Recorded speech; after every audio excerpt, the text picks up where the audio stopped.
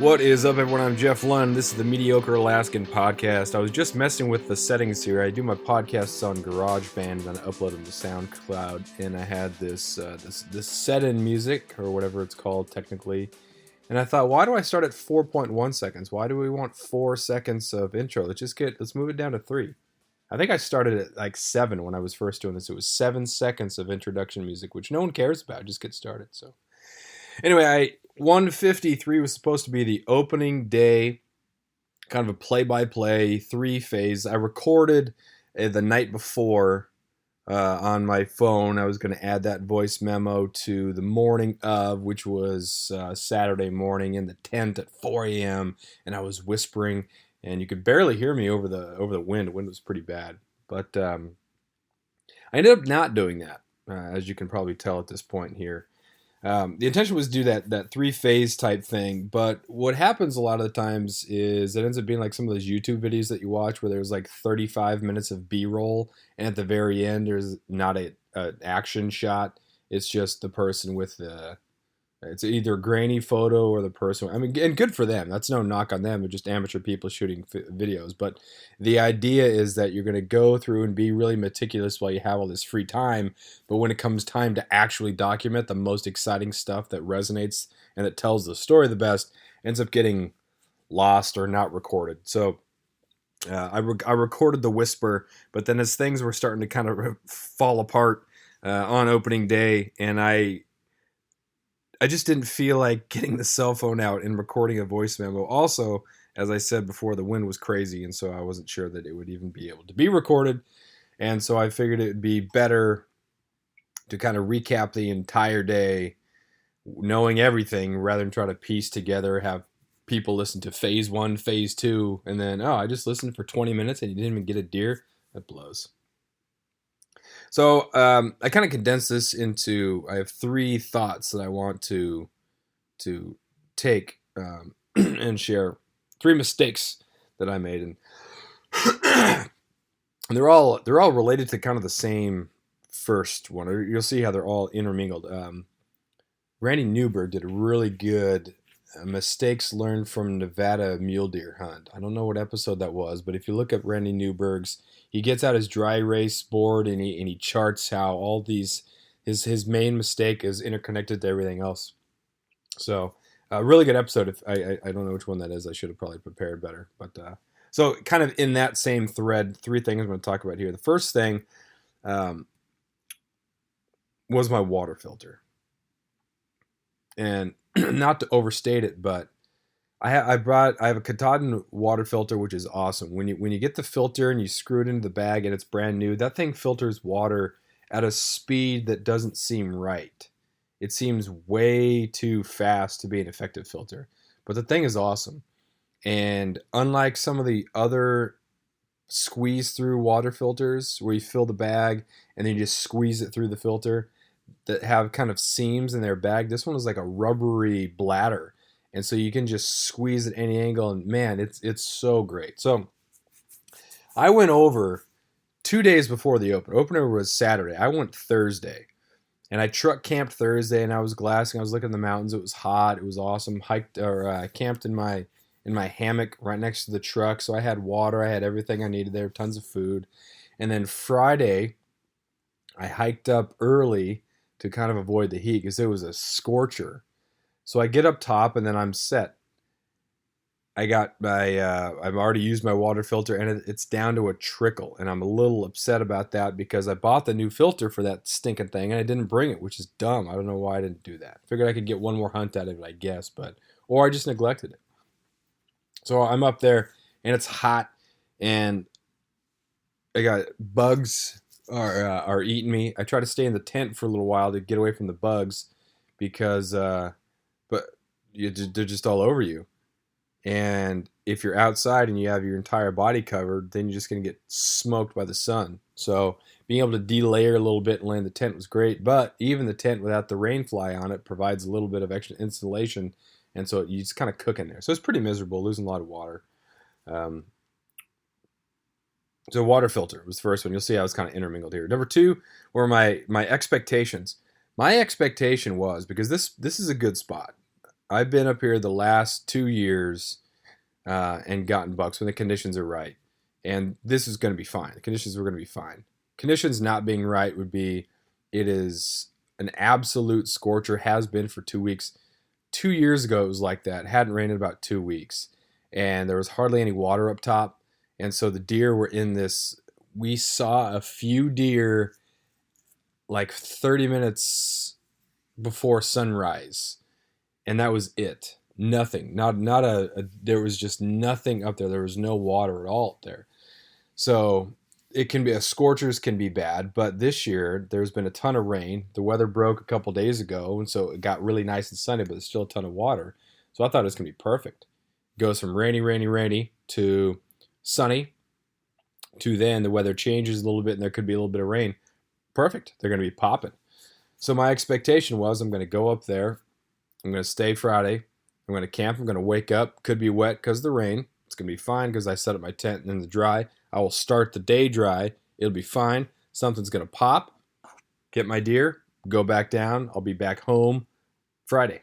That was kind of what I had in my mind. I may have said that I was prepared to stay out longer, but the plan that I really believed and I was actually following was that one. The expectation was this spot was going to provide like it had.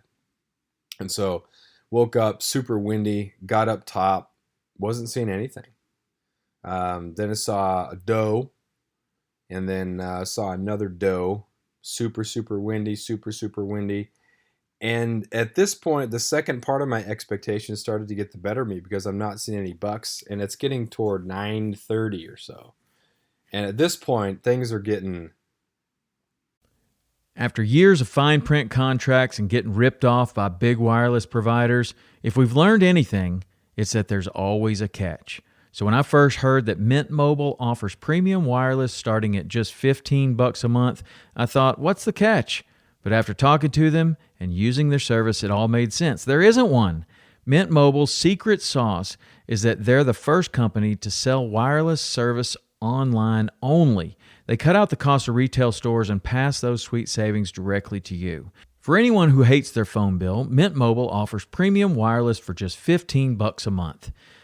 I was hesitant about having to get a new phone and a new phone number, but with Mint, you can use your own phone with any Mint Mobile plan and keep your same phone and your same phone number along with all of your existing contacts.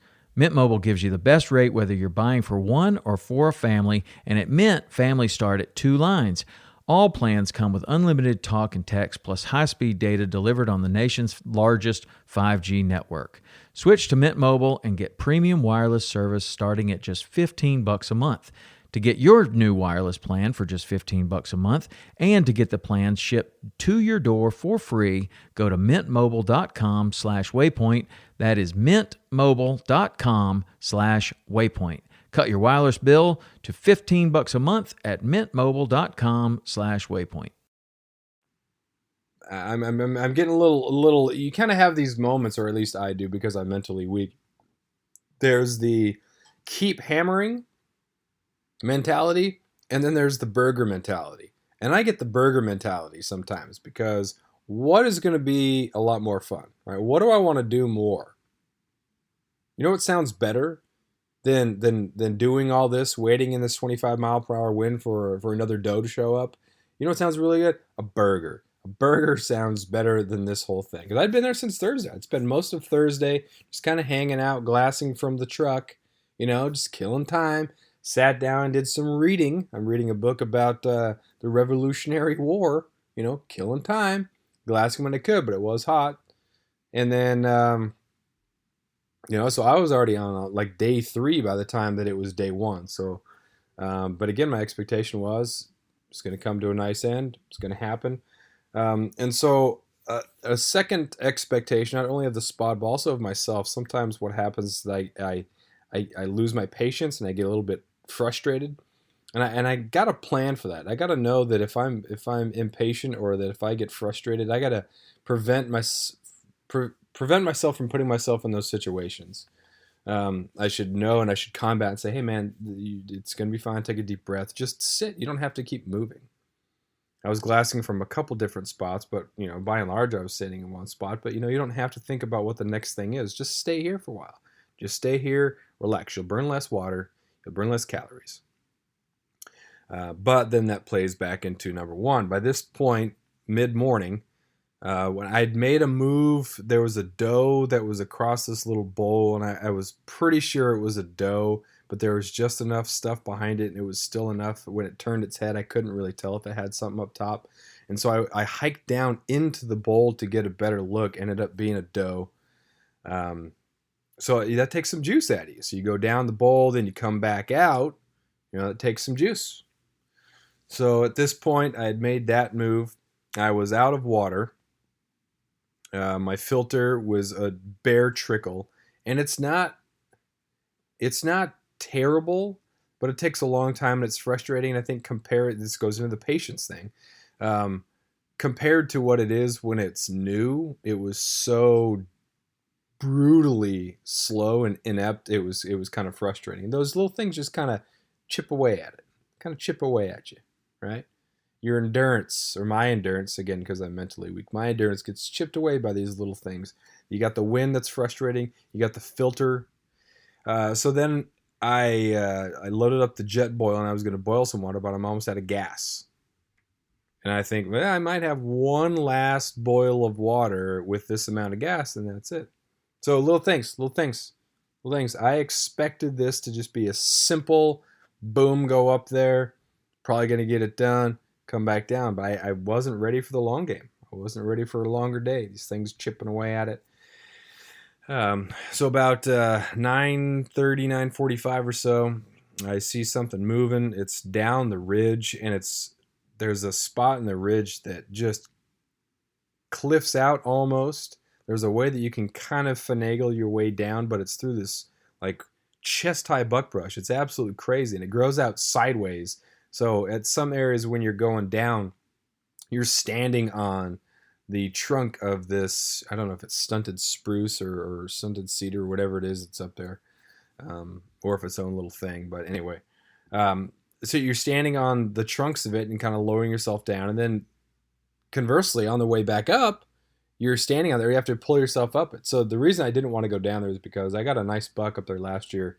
And getting it up through there, you get all these things that are just grabbing onto your pack and pulling it down.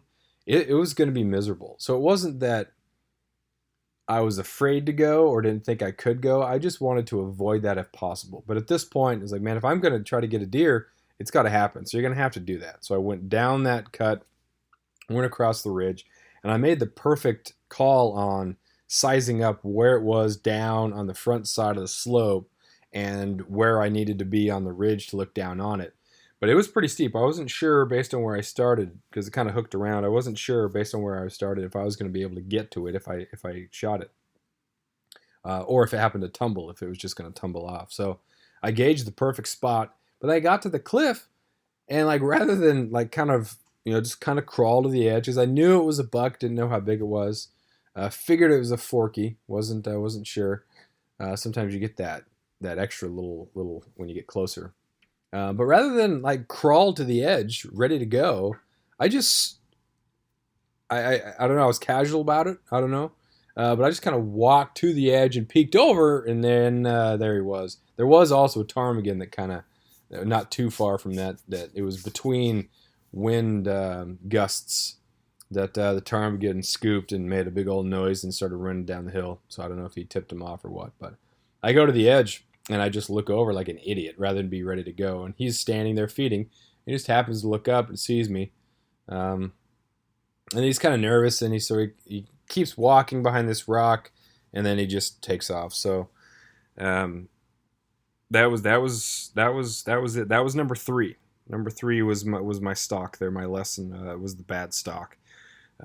So 3 mistakes I made. Number 1 was the water filter. That kind of encapsulated, or was a microcosm for just nothing catastrophic, but just those little things that are deterrents and things that you have to overcome. But you get to a certain point that, it's not a huge deal. There were some deer. Saw that buck. Saw some does. It wasn't raining. It rained a ton the night before, or during the night around 2:00 in the morning. It was crazy, but it wasn't bad. just super windy, which was not good. So not having my water filter all ready to go, my expectations not only for myself, but for the area. I thought this was going to be kind of a quick thing. I wouldn't have to be patient. I wouldn't necessarily have to deal with that frustration, but this thing's kind of chipped away at it. And then blowing a stock on a forky. He was a little guy, but he would have eaten well. It would have been a huge pain to get him, but I definitely could have got him. So that was it. There it is. Yeah, day one. You got to learn stuff. I'm not really frustrated by it. At the time, I was maybe a little bit frustrated, but that's the way it goes. You can learn stuff from it. It wasn't ideal conditions. But I certainly don't think that I'm going to be haunted by this. These are just three things that I can look back and say, okay, yeah, okay, these are definitely solvable things. I didn't have... The thing about this, too, is also you want to learn these lessons, if possible, before the outcome is way worse than it could be. So if something would have been wrong, if the weather would have, if I wouldn't have been prepared for it, or if I wouldn't have brought rain gear or water at all, and I just had Nalgene's, or if I would have had that, then that would have been catastrophic. Or if I blew the stock on the biggest buck of my life. So the consequences were pretty low on this one, but definitely things to learn and reflect on, and there it is. So we'll call that episode 153. Opening day. Make sure you check out the mediocrealaskan.com for content, and we will talk to you next time.